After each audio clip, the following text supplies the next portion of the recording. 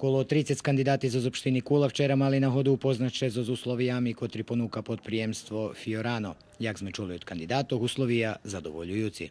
Znači, ono što za radnici dobijaju kod nas. Toto, co robotníky dostávajú u nás, keď budú zaňatí, to prijavjovanje na obovjazne socijalne i penzijne osiguranje, poriadna placa i dobri uslovija za robotu. Ja napríklad nemám roky mám a nemám za robotného stážu. Nebola som zaňata po privatníkoch, to nikde neprijavené. Nie. A tu od prvého dňa i prijavené, i všetko, i sociálna zaštita. A všetko, jak treba. Tu mám i pláca, hej, redovna i bar zveľo znači.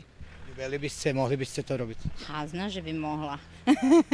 Zna, že bi mogla. To nije taki naporne miše vizi baš. Vypatra, že Opština Kula, odnosno lokalna samouprava, konječno prenašla podprijemstva, kotri u najhozacim periodze popробуju zastanoviť veľký odliv mladých kadrov z Opštiny i obezpeča robotu okolo 6 000 nezanjatim osobom.